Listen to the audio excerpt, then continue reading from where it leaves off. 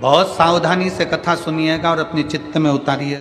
शिव महापुराण की कथा जिसके घर में चल रही है, जिसके टीवियों पर चल रही है, जिसके फेसबुक यूट्यूब पर चल रही है, जिसके मोबाइलों में चल रही है, घर में भले 5 मिनट शिव महापुराण की कथा चले, पर प्रतिदिन अपने मोबाइल को चालू कर 5 मिनट शिव पुराण चालू कर छोड़ दिया करो। घर में टीवियों पर अगर कथा आए तो भले सुनो चाहे नहीं सुनो, 5-10 मिनट उस टीवी को चालू कर छोड़ा करो, जिससे वो शिव महापुराण के शब्द हमारे घर के वातावरण को शुद्ध करें। मंदोदरी धर्म पत्र गया मंदोदरी के हाथ, मंदोदरी दौड़ के रावण के पास पहुंची। लंकेश की जय हो, लंकाधिपति की जय हो। रावण ने सोचा आज तो बड़ी जय जयकार हो रही मेरी, और मेरी धर्म पत्नी कर रही है।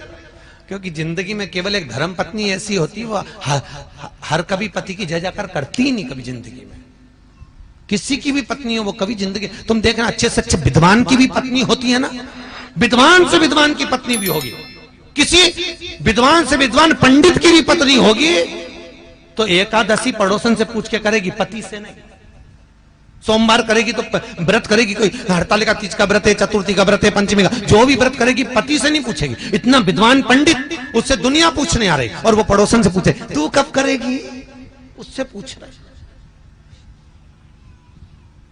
और बेचारा पति को बुरा नहीं लगे, बता हम तो विद्वान, हमसे दुनिया पूछ रही और ये पड़ोसन से पूछ रही। इसमें पत्नी की गलती नहीं, इसमें पति की सबसे बड़ी गलती है। पति ने हाथ करके अपनी इज्जत खराब करी। एक महाराज जी थे प्रवचन में बोल रहे थे कि चतुर्मास में 4 महीना बैंगन नहीं खाना चाहिए। पत्नी भी बैठी थी, सुन लिया उसने, घर गई, सारा बैंगन उठा के नल्ले में पटक दिया नाली के अंदर। पति आया शाम को, ला भोजन ला, उन्हें भोजन दी, मूंग की दाल ने रोटी।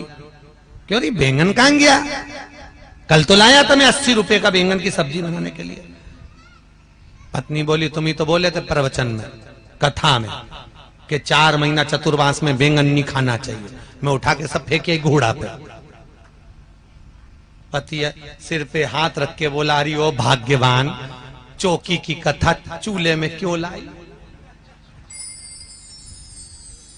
अब खुद ही काम बिगाड़ते, खुद ही बता क्यों। मंदोदरी ने कहा स्वामी आपने कभी ब्राह्मण कर्म नहीं करा। रावण कहता ब्राह्मण कर्म क्या होता है, मैं जनेऊ पहनता हूं, त्रिपुंड लगाता हूं, शिव का पूजन करता हूं, ये ब्राह्मण कर्म ही तो है। मंदोदरी कहती है इसको ब्राह्मण कर्म नहीं कहते। ब्राह्मण कर्म वो होता है जो जजमान के यहां जाए, भोजन करके दक्षिणा लेकर आए। रावण कहता मेरे जैसे दशानंद को कौन भोजन कराएगा। मंदोदरी के फालतू की बात छोड़ो, ऐसे बहुत सारे पड़े जो तुम्हें भोजन कराने को तैयार, तुम जाओगे। रावण कहने लगा अगर कोई अच्छा विद्वान मेरे को जिमाना चाहता चले जाऊंगा। जाओगे पक्का बोलो, जाऊंगा, जाओ। राजा दशरथ ने बुलाया। रावण मंदोदरी के कहने पे सोने का मुकुट नीचे रख दिया। रावण विद्वान था, उसको मालूम था राम के दरवाजे पर जा रहा हूं, अहंकार का मुकुट पहन के जाऊंगा तो राम नहीं मिलेगा। मुकुट नीचे चला, दरवाजे पर पहुंचा। दशरथ जी को मालूम पड़ा ब्राह्मण आया है भोजन करने। दशरथ जी आए, रावण के चरण पखारे। राम जी ऊपर से खड़े खड़े देख रहे थे। राम जी ने देख लिया आज मेरे पिताजी रावण के चरण पखार रहे हैं, तो ये रावण मेरे घर में भोजन करने आया है। आज मेरे पिता ने चरण पखारे हैं तो एक ना एक दिन मैं भी पखारूंगा। ये देखो पिता के संस्कार। आज इसने कहते ना, गायत्री परिवार वाले नहीं कहते हम सुधरेंगे, बोलो जम के, युग हम बदलेंगे, युग बदलेगा। कब बदलोगे भाई, तारीख भी तो निश्चित करें।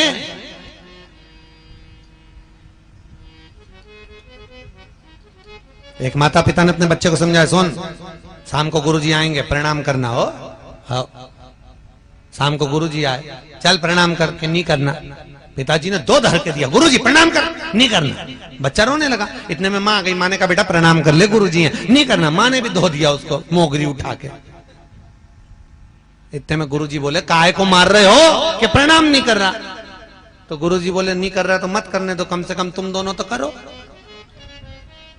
अब जैसे ही माता पिता ने प्रणाम करा, बच्चे ने साष्टांग दंडवत कर दिया, क्योंकि हम झुकेंगे तो आने वाली पीढ़ी झुकेगी।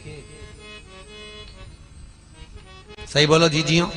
पहले जो गांव में घर होते थे या शहर में घर होते थे, उसका जो दरवाजा होता था चौखट, वो बहुत छोटी होती थी। सही है कि गलत है? बहुत छोटी। आपके गांव में तो आज भी होगी कई कई जगह, बहुत छोटी चौखट। और आजकल चौखट हो गई बड़ी।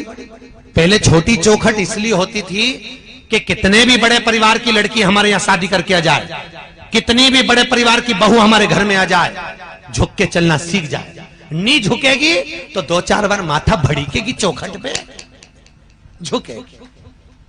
आजकल चौखट हो गई ऊंची, तो बहुएं भी बोल तो रही डुकरिया बोल, वो काय को झुके,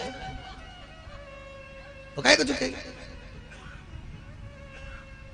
इसलिए निवेदन है, बहुओं को झुकाना है तो चौखट थोड़ी छोटी कर दो। अगर छोटी नहीं हो तो घर से एक पटिया खरीद ला, ठोक दो।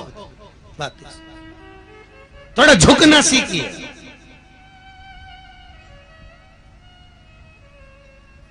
झुकना जीते की पहचान है और अकड़ना मुर्दे की शान है। जो झुक रहा है वो जिंदा है, जो अकड़ रहा है कोई धन में, कोई सत्ता में, कोई लो काम में, कोई वासना में, वो सब मर चुके हैं, मुर्दे हैं। जो अकड़ रहा, 4 ट्रैक्टर, 3 मोटरसाइकिल न 2 गाड़ी, उसकी अकड़ देख के समझ में आ जाए मरा हुआ है, मर गया।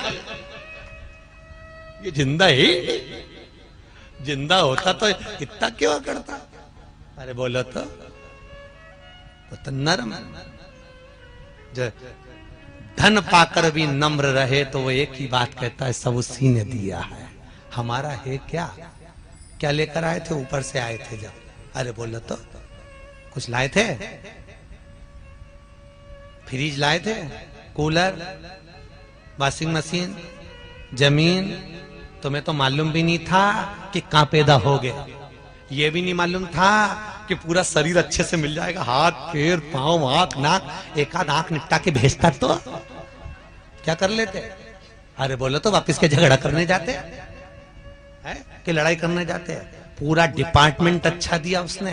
तुम्हें यह भी नहीं मालूम था कि अच्छे घर में पैदा हो जाओगे, पान तलई में आ जाओगे, अच्छी जमीन जायदाद घर परिवार सब अच्छा मिल जाएगा, अच्छे कुल में पैदा हो जाओगे। ये भी नहीं मालूम था किसी भिखारी के घर में पैदा हो जाते और घंटा घर के पास में कटोरा लेके बैठे रहते तो? बोलो तो सही, उसकी कृपा कितनी है, सोचो। हर पल उसको धन्यवाद देना चाहिए, हर पल। ये जायदाद दी है, ये औलाद दी है, मुसीबत में हर वक्त इमदाद दी है, तेरा ही दिया मैंने खाया पिया है, तेरा शुक्रिया है, तेरा शुक्रिया है।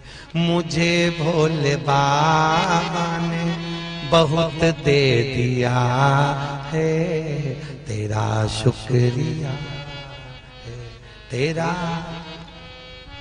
पर करे क्या? कई कई को तो इतनी अकड़, कई कई माता ही कह देती है वो तो मैं जिंदा हूं इसलिए घर चल रहा है, जिस दिन मैं मर गई आटे दाल का भाव मालूम पड़ जाएगा। तो जो डोकरी बोले उससे कहते आधा घंटा मरी जब मर जा, आधा घंटा क्या हो तुम्हारे कहने से? जबरदस्ती दिन भर पीछा पकड़ के बैठी तो बहू ये मत फेंक, बहू वो मत फेंक, इतनी रोटी बना ली, इतनी सब्जी बना ली, इतना फेंक दिया, इतना फेंक दिया। अच्छा ईमानदारी से बोलो, जिंदा हो तो तुम्हें दिख रहा है कि इतनी सब्जी बना ली, इतनी फेंक दी, इतनी फेंक दी। मर जाओगे तो क्या ऊपर से झगड़ने नीचे आओगे? तो क्या करना? शिव महापुराण की कथा कहती है, क्या किसको रोइए चादर तान के सोइए, आग लगे बस्ती में अपन रहो मस्त। क्या करना पड़ेगा? संत नामदेव जी के घर में लग गई आग। लोगों ने कहा नामदेव जी तुम्हारे घर में आग लग गई। नामदेव जी ने दूसरा कमरा और खोल दिया। नामदेव जी ने दूसरा कमरा खोला, अग्नि देवता से कहा जाओ अंदर और आओ, इसमें भी आग लगा, जला। गांव के लोग कहने लगे बताओ नामदेव पागल है। नामदेव जी की एक गोदड़ी एक कम्बल हेड़ लिया। रात को नामदेव जी से कहा नामदेव जी हमने ये बचा लिया, लो इसको ओढ़ लेना, सारा घर जल गया। नामदेव जी बोले काहे को बचाया? नामदेव जी ने कम्बल गोदड़ी ली, वो भी पटक, लो प्रभु ओढ़ ले लो, वो भी आग में पटक दी। पूरे घर में आग लग गई, सब खाक हो गया। नामदेव जी आम के पेड़ के नीचे सो रहा है। गांव के सरपंच ने कहा एक कम्बल मत देना गांव के लोग, ये मूर्ख को, पागल को हमें पागल समझता, हमने बचाया तो और आग में पटक दिया, और क्या क्या भगवान विष्णु है, भगवान विष्णु है, आग में भगवान विष्णु दिख दिया। बता, एक कम्बल मत देना गांव के लोग। कोई ने नहीं दिया। रात को नामदेव जी सो रहे थे आम के पेड़ के नीचे, ऐसी ठंड पड़े कड़ाके की। भगवान विष्णु को लगा नामदेव मेरा भगत अग्नि में मुझको देखा है, बेचारा मर जाएगा ठंड में। भगवान गए, आधी रात को उसका झोपड़ा बना दिया, मखमल के गद्दे तकिया लगा के उसको सुला दिया। गांव के लोगों ने सोचा चल के देखे, मरा कि जिंदा। दूसरे दिन गांव का लोग जो देखने गए तो मां तो झोपड़े में चकाचक मखमल का गद्दा तकिया ओढ़ के सो रिया। गांव के लोगों ने उठा के पूछा नामदेव जी तुम्हारा कोई रिश्तेदार आया था? नामदेव जी बोले मेरा तो एक ही रिश्तेदार वो आया था। हाँ, बहुत जोरदार झोपड़ी बनाई नामदेव जी। ए नामदेव तुम्हारे रिश्तेदार से कह के एक झोपड़ी हमारी भी बनवा दो। नामदेव जी बोले लगा आवाज।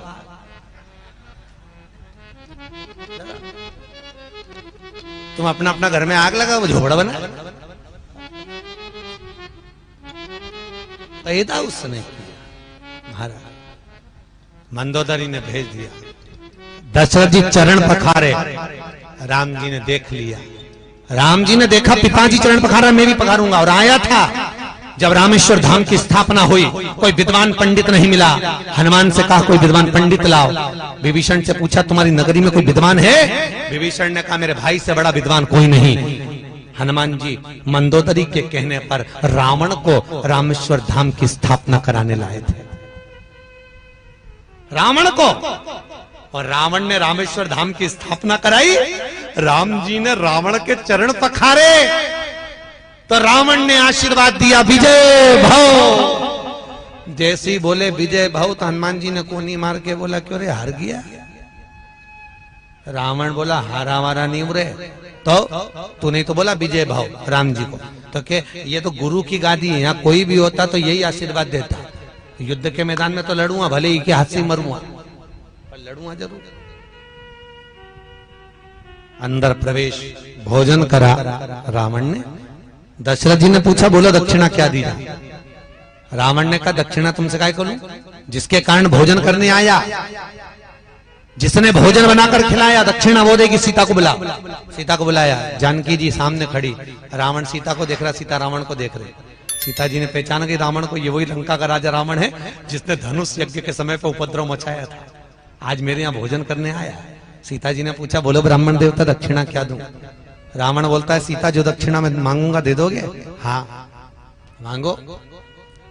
उधर मंदोदरी हाथ जोड़ के बैठी, सरस्वती मैया आज कुछ ऐसा चमत्कार कर दे, ऐसा चमत्कार कर दे कि मेरा पति का दूसरा जन्म नहीं हो, मोक्ष हो जाए, क्योंकि मैंने राम के दरवाजे पर भेजा है उसको, राम के दरवाजे पर कुछ कृपा कर दे।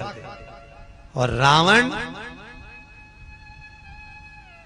सीता जी पूछ रही है दक्षिणा में क्या चाहिए? अब रावण के यहां कुछ कमी तो थी नहीं, कोई कमी नहीं थी।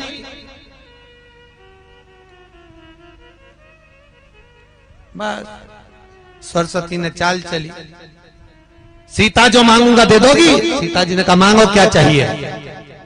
रावण मांग रहे थे मुक्ति, मुंह से निकल गई मुक्ति दक्षिणा में। सीता दक्षिणा में मुझे मेरी मुक्ति चाहिए। सीता जी कहती हैं दूंगी पर मैं नहीं दे सकती। सीता जी को मालूम था मुक्ति देने वाली मैं नहीं, मुक्ति देने वाला तो राम है। सीता राम के पास गई, दक्षिणा में रावण मुक्ति मांग रहा है। राम जी कहने दे दे। सीता जी कहती हैं अगर रावण को दक्षिणा में मुक्ति देना है तो पहले लंका में भक्ति को भेजना पड़ेगा। लंका में भक्ति जाएगी तब रावण को मुक्ति मिल पाएगी। राम जी कहते हैं लंका में भक्ति भेज दूंगा। सीता जी कहती हैं तुम्हारी इस धर्म पत्नी का एक नाम भक्ति है, जब तक सीता लंका नहीं जाएगी तब तक रावण को मुक्ति नहीं मिल पाएगी। राम जी कहते हैं सीता मेरे शंकर के भगत को मुक्त करने के लिए तुझे लंका भेज दूंगा। और सीता लंका में गई, ऐसी भक्ति हृदय में बैठी रावण के, ऐसी भक्ति बैठी कि रावण मुक्त हो गया। मुक्त मुक्त।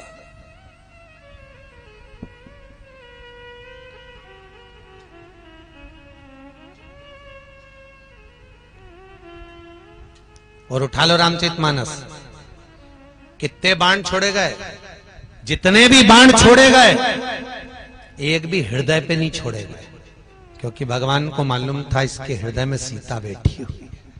भक्ति, भक्ति के बल पर ही तो मुक्ति मिलेगी। महाराज शिव रामचरितमानस कर रही है, शंकर की कथा कर रही है, बिंदुक चंचुला का चरित्र कराए। बिंदुक ब्राह्मण कुल में जन्मा पर ब्राह्मण कर्म नहीं करा, चोरी कर लाता, ला कर देता पत्नी को, धर्म पत्नी को, और चोरी कर लाता पत्नी को देते जाता, चोरी कर लाता पत्नी को देते जाता। धर्म पत्नी और पत्नी का सबसे बड़ा अंतर है, पत्नी पति की कमाई को ले जाकर पार्लर में लगाती है और धर्म पत्नी पति की कमाई निकालकर शिव महापुराण में लगाती है। दोनों की कमाई में अंतर है महाराज, दोनों में। बिंदुक गया चोरी कर लाता था, ब्राह्मण कर्म कभी नहीं, ब्राह्मण कर्म से वंचित रहा। एक बार धन चुरा कर ला रहा था, दीवार पर से नीचे कूदा, मालूम नहीं था कि नीचे कुआं है, बावड़ी है, कूद गया, गिर गया, मर गया। शिव पुराण कहती है 3 तरह से मरे हुए व्यक्ति को मोक्ष नहीं है महाराज। पहला, पानी में डूबकर मरा हुआ। दूसरा, स्त्री के हाथ से मरा हुआ।